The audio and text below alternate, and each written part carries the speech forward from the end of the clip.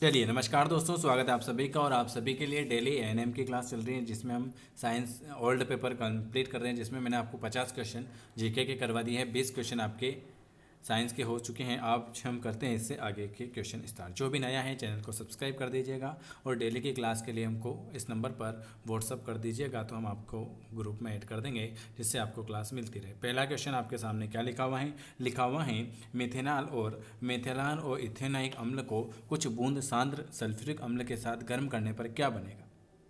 बताइए, मेथेनॉल और इथेनॉइक अम्ल को कुछ बूंद सांद्र सल्फ्यूरिक अम्ल के साथ गर्म करने पर मिथाइन इथानोएट बनेगा। क्या बनेगा? मिथाइन इथाइनोनेट बनेगा।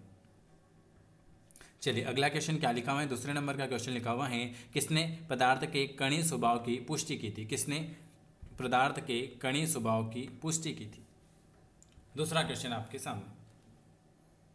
Very very good. किसने की थी? आप सभी को पता है किसने पदार्थ के कणीय स्वभाव की पुष्टि की थी, तो क्वांटम सिद्धांत। चलिए अगला क्वेश्चन क्या लिखा हुआ है तीसरे नंबर का। वह पदार्थ जिसमें कार्बन अणु संकृत अवस्था के द्वारा sp2 रूप में नहीं है। वह पदार्थ जिसमें कार्बन अणु संकृत अवस्था के द्वारा sp2 के रूप में नहीं है। एसिटिलीन। कौन सा है? एसिटिलीन। अगला क्वेश्चन आपके सामने क्या लिखा हुआ है। अगला क्वेश्चन लिखा हुआ है, इनमें से कौन द्विक विस्थापक क्रिया नहीं है। द्विक विस्थापक क्रिया कौन सी नहीं है? Very good, 2Ag। कौन सी? 2AgBr। 2AgBr। चलिए अगला क्वेश्चन है, सफेद किरण के साथ अलग रंगों में विभाजित होने को आप क्या कहते हो। सफेद किरण के साथ अलग रंग में विभाजित होने को आप क्या कहते हो। सफेद किरण के साथ अलग रंगों में विभाजित होने को परिक्षेपण कहेंगे। क्या कहेंगे? परिक्षेपण कहेंगे। अगला क्वेश्चन आपके सामने क्या लिखा हुआ है। अगला लिखा हुआ है, पॉलिश किए हुए चावल का उपयोग वह भोजन बनाने से पहले चावल को धोने से नष्ट हो जाता है। पॉलिश किए हुए चावल का उपयोग वह भोजन बनाने से पहले चावल को धोने से नष्ट हो जाएगा। क्या नष्ट हो जाएगा? थाइमिन। क्या नष्ट हो जाएगा? थाइमिन आपका नष्ट हो जाएगा। अगला क्वेश्चन क्या लिखा हुआ है। अगला लिखा हुआ है, घड़ी के छोटे हिस्सों को देखने के लिए घड़ी बनाने वाले एक लेंस का उपयोग करता है। वह लेंस जो है वह कौन सा लेंस है? अवतल, उत्तल, समतल या समतल अवतल। घड़ी के छोटे हिस्सों को देखने के लिए घड़ी बनाने वाला एक लेंस का उपयोग करता है। वह लेंस जो है वो है आपका उत्तल लेंस। कौन सा लेंस है? उत्तल लेंस। चलिए अगला क्वेश्चन आपके सामने क्या लिखा हुआ है। अगला क्वेश्चन आपके सामने लिखा हुआ है, अनाज की भूमि में कौन सा विटामिन पाया जाता है। अनाज की भूमि में कौन सा विटामिन पाया जाएगा। तो अनाज की भूमि में एस्कॉर्बिक एसिड पाया जाएगा। क्या पाया जाएगा? अनाज की भूसी में कौन सा? एस्कॉर्बिक एसिड पाया जाएगा। अगला क्वेश्चन क्या लिखा हुआ है आपके सामने। अगला लिखा हुआ है कि सामान्य मनुष्य के नेत्र की निश्चित दृष्टि की न्यूनतम दूरी। सामान्य मनुष्य के नेत्र की निश्चित दृष्टि की न्यूनतम दूरी कितनी होगी?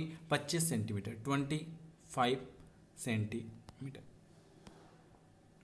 अगला क्वेश्चन क्या लिखा है आपके सामने। अगला क्वेश्चन ये रहा, जीभ क्या है? जीभ भोजन का कोर बनाता है, स्टार्च को शर्करा में बदलता है, भोजन चबाने में सहायता करता है या भोजन को तोड़ने में सहायता करेगा। जीभ जो है ये क्या है? तो आप सभी को पता है जीभ जो है भोजन का कोर बनाएगा। क्या करेगा? जीभ जो है भोजन का कोर बनाएगा।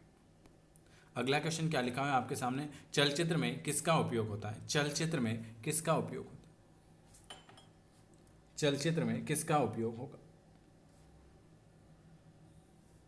Very very good. तो आप सभी को पता है कि चलचित्र में जो है वो दृष्टि निर्बंध का होगा। किसका? दृष्टि निर्बंध का। अगला क्वेश्चन क्या लिखा हुआ है आपके सामने, जैसे गाय और भैंस जैसे घास खाने वाले जानवरों के पास होता है। गाय और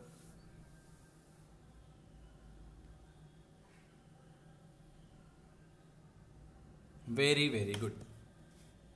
अगला क्वेश्चन है, गाय और जैसे घास खाने वाले जानवर के पास 4 अमाशय। अगला क्वेश्चन आपके सामने लिखा हुआ है कि लाल फूल वाले गुलाब के पौधों को नीले प्रकाश में रखा जाता है, फूल किस रंग का दिखेगा। लाल फूल वाले गुलाब के पौधों को नीले प्रकाश में रखा जाता है तो फूल किस रंग का दिखेगा? तो फूल जो दिखेगा वो काले रंग का दिखेगा। कौन से रंग का दिखेगा? काले रंग का दिखेगा। अगला क्वेश्चन लिखा हुआ है कि मुंह में लार का क्या काम है? मुंह में लार का क्या काम है? तो मुंह में लार का काम है, यह क्या करता है? यह स्टार्च को शर्करा में बदलेगा। अगला क्वेश्चन है, मुंह में लार वाला हो गया। अगला क्वेश्चन लिखा हुआ है कि आवर्ती वर्गीकरण में चालकोजन वर्ग के दो तत्व जुड़े कर ऐसे यौगिक देते हैं जो अम्लीय वर्षा के लिए उत्तरदायित्व होते हैं, उन तत्वों का पहचानना है। तो वो जो दो तत्व हैं वो हो जाएंगे सल्फर और ऑक्सीजन। अगला क्वेश्चन क्या लिखा हुआ है? अगला क्वेश्चन लिखा हुआ है कि किसी एसी जनरेटर तथा डीसी जनरेटर में मूलभूत अंतर क्या होता है? बताइए। तो एसी जनरेटर में सर्पी विलय बने होते हैं, जबकि डीसी में क्या होता है? द्विस्विपका नहीं। बिल्कुल आपका ऑप्शन डी वाला आ जाए। अगला क्वेश्चन क्या लिखा हुआ है? इनमें से कौन खाने योग्य फफूंद है? खाने योग्य फफूंद कौन सी है? यह सभी जो है आपकी खाने योग्य फफूंद है। ऑप्शन आपका डी वाला आ जाएगा। अगला क्वेश्चन लिखा हुआ है, विद्युत धारा उत्पन्न करने वाले यंत्र को आप क्या कहते हो? विद्युत धारा उत्पन्न करने वाले यंत्र को आप क्या कहते हो? विद्युत धारा, एक मिनट,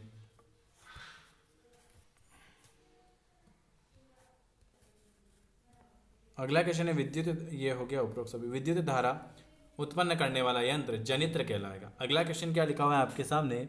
अगला क्वेश्चन ये रहा, संक्रमण धातु श्रेणी से संबंध रखने वाला एक ऐसा तत्व हल्के हरे रंग का क्रिस्टलीय प्रकृति वाला सल्फेट लवण बनाता है। उस लवण को गर्म करने पर सल्फर डाइऑक्साइड, सल्फर ट्राइऑक्साइड और एक धातु के ऑक्साइड का भूरा निक्षेप मिलता है। यह लवण जो है यह कौन सा है? तो यह जो है FeSO4 हो जाएगा। चलिए अगला क्वेश्चन क्या लिखा हुआ है आपके सामने? इस तरह से आपके एग्जाम में क्वेश्चन आएंगे ANM में। इनमें से कौन लाइकेन के लिए सतह नहीं है? लाइकेन के लिए सतह कौन सा नहीं है? शैवाल और फफूंद के बीच में एक परजीवी संबंध। शैवाल और फफूंद के बीच में एक परजीवी संबंध। अगला क्वेश्चन है, भोजन पकाने में कौन सा विटामिन नष्ट हो जाता है? भोजन पकाने में कौन सा विटामिन नष्ट हो जाता है? तो भोजन पकाने में विटामिन सी जो है वो नष्ट हो जाता है भोजन पकाने में। अगला क्वेश्चन क्या लिखा हुआ है आपके सामने? स्तनधारियों के आंखों में समायोजन की क्षमता पर नियंत्रण लेंस के आकार में परिवर्तन द्वारा किया जा सकता है। यह किससे संचालित होता है? स्तनधारियों की आंखों में समायोजन की क्षमता पर नियंत्रण लेंस के आकार में परिवर्तन द्वारा किया जाता है। यह जो होता है यह सिलेरी पिंड के कारण होता है। सिलेरी पिंड के कारण होगा। अगला क्वेश्चन क्या लिखा है आपके सामने? अगला क्वेश्चन लिखा हुआ है कि पश्चिम की ओर प्रक्षेपित एक अल्फा कण चुंबकीय क्षेत्र के द्वारा उत्तर की ओर विक्षेपित होता है। तो चुंबकीय क्षेत्र की दिशा जो होगी वो कैसी होगी?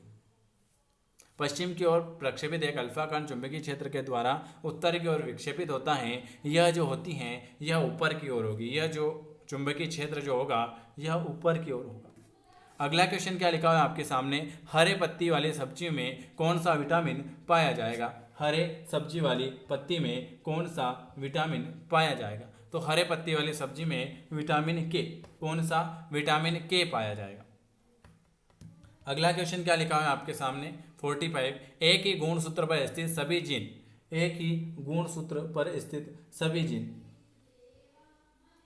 एक ही गुणसूत्र पर स्थित सभी जीन जो होते हैं एक सहलग्न समूह बनाएंगे। अगला क्वेश्चन है, खजूर बीज, सूखे बीन्स, साबुत अनाजों में रिक्त स्थान की प्रचुरता होगी। Vitamin B1, vitamin B12, vitamin B4 या विटामिन B3? तो खजूर बीज, सूखे बीज, साबुत अनाजों में जो होगी विटामिन B1, किसकी? Vitamin B1। अगला क्वेश्चन आपके सामने क्या लिखा हुआ है? अगला क्वेश्चन आपके सामने लिखा हुआ है कि किसी भी विद्युत धारा के स्थिर प्रतिरोधक से गुजरने पर उत्पादित ऊष्मा किसके वर्ग के अनुपातिक होगी? वाह, सब तो आते हैं आपको। किसी विद्युत धारा के स्थिर प्रतिरोध से गुजरने पर उत्पादित ऊष्मा जो होगी वो धारा के परिणाम के स्वरूप होगी, धारा के परिणाम के स्वरूप। अगला क्वेश्चन है, दो लंबे मटर के पौधों में संकरण करने पर कुछ बौने पौधे पैदा हुए तो उनके जनक का जीन प्रारूप क्या होगा? दो लंबे मटर के पौधों में संक्रमण करने पर कुछ बौने पौधे पैदा हुए, TX, उनका जो जीन होगा T बड़ा T छोटा, X छोटा, T बड़ा T छोटा। चलिए अगला क्वेश्चन है 49 नंबर का, मुंह और नाक के आसपास के हिस्सों का सूखना या उस पर दरार पड़ना किसकी कमी से होगा? मुंह और नाक के आसपास के हिस्से का सूखना या उस पर दरार पड़ना विटामिन B2। किसका? Vitamin B2। पौधों में मुख्यतः कौन सा विटामिन पाया जाएगा? पौधों में मुख्यतः कौन सा विटामिन पाया जाएगा? तो पौधों में विटामिन के पाया जाएगा। क्या पाया जाएगा? विटामिन के जो है ये पौधों में पाया जाएगा। ये आज मैंने आपको 30 क्वेश्चन करवाए हैं। अगर आपको वीडियो पसंद आता है तो आपको लाइक करना है, चैनल को सब्सक्राइब करना है, और हमसे जुड़ना चाहते हैं तो आप इस नंबर पर व्हाट्सअप करके जुड़ जाना है। वीडियो देखने के लिए आप सभी का बहुत बहुत धन्यवाद। चलिए नमस्कार दोस्तों, स्वागत है आप सभी का। और आज मैं आपके लिए केमिस्ट्री की, आज सुबह मैंने बायोलॉजी की पहली क्लास ली थी। केमिस्ट्री की आज लेट हो चुके हैं तो आज आपकी अभी क्लास रिकॉर्ड हो चुकी हैं। तो आज ये आपकी क्लास पहली है केमिस्ट्री की, ठीक है। आपको केमिस्ट्री की क्लास इस चैनल पर मिलेगी और आपकी जो 2 क्लास रहेगी सुबह 9 बजे और शाम को 8:30 बजे, वो जो आपको सुबह जो लिंक मिलती है उस पर मिलेगी। तो आप इस चैनल को भी सब्सक्राइब कर लीजिएगा। चलिए पहला क्वेश्चन आपके सामने लिखा हुआ है। ये इस चैप्टर का नाम है रासायनिक अभिक्रिया। रासायनिक अभिक्रिया, ठीक है। जो भी नया है चैनल को जरूर सब्सक्राइब करें, और अगर हमसे जुड़ना चाहते हैं तो इस नंबर पर व्हाट्सअप करके जुड़ सकते हैं। 9753749986 पर आप मैसेज करके जुड़ सकते हैं। पहला क्वेश्चन लिखा हुआ है कि लोहे को जिंक से लेपित करने की क्रिया क्या कहलाती है? लोहे को जिंक से लेपित करने की क्रिया क्या कहलाएगी? तो उसे हम कहते हैं गैल्वेनीकरण। क्या कहेंगे? गैल्वेनीकरण कहेंगे। अगला नंबर का क्वेश्चन क्या लिखा हुआ है? दूसरे नंबर का, सिल्वर क्लोराइड का रंग क्या है? सिल्वर क्लोराइड का रंग कैसा होगा? सिल्वर क्लोराइड का रंग, very very good. Silver chloride का रंग जो होता है वो श्वेत होता है। क्या होता है? सिल्वर क्लोराइड का रंग जो होता है वो श्वेत होता है।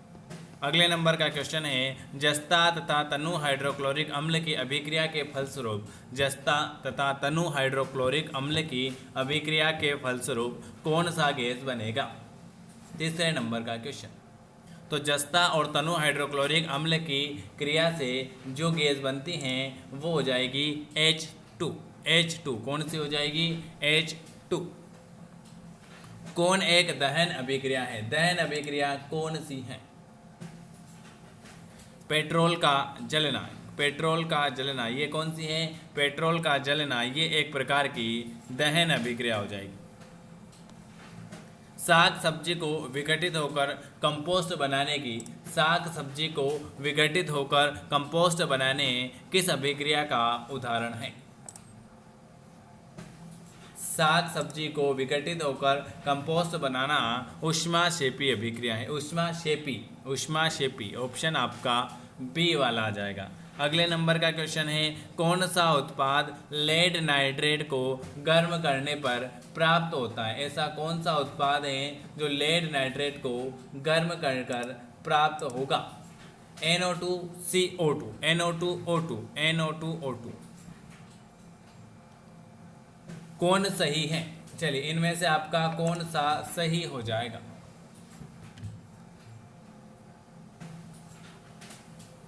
कौन सा सही हो जाएगा?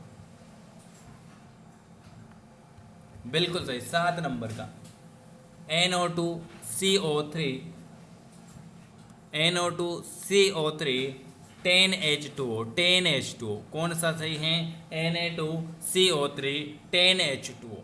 निम्नलिखित अभिक्रिया में अपघटन की अभिक्रिया कौन सी है? इस अभिक्रिया में अपघटन की अभिक्रिया कौन सी हो जाएगी? बिल्कुल 2KCl, 2KCl।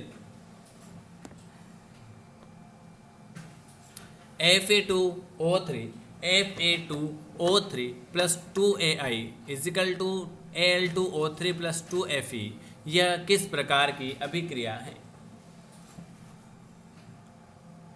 Very very good. ये जो हो जाएगी ये विस्थापन अभिक्रिया। विस्थापन अभिक्रिया। लोह चूर्ण पर तनु हाइड्रोक्लोरिक अम्ल डालने से क्या होता है?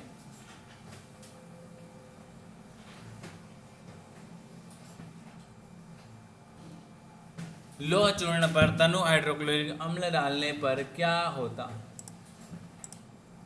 हाइड्रोजन गैस और आयरन क्लोराइड बनेगी। लोहे के चूर्ण में तनु हाइड्रोक्लोरिक अम्ल डालने पर हाइड्रोजन गैस और आयरन क्लोराइड बनेगी। श्वसन किस प्रकार की अभिक्रिया है? श्वसन किस प्रकार की अभिक्रिया है? तो श्वसन जो है एक प्रकार का उपचयन हो जाएगा। क्या हो जाएगा? श्वसन जो है एक प्रकार का उपचयन हो जाएगा। अगले नंबर का question, CuO plus H2 is equal to Cu plus H2O किस प्रकार की अभिक्रिया है?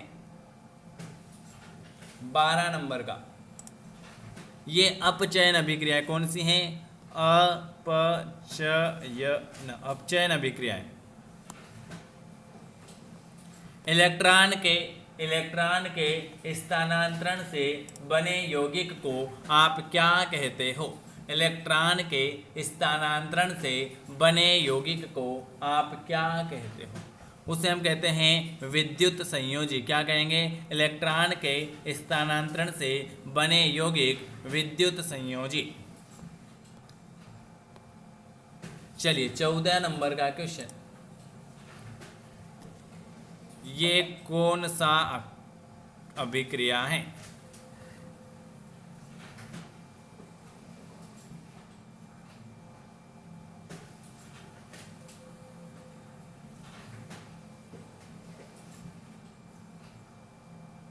बिल्कुल 14 नंबर का ए वाला, कॉपर ऑक्साइड। चलिए ये कौन सी है? 15 नंबर का,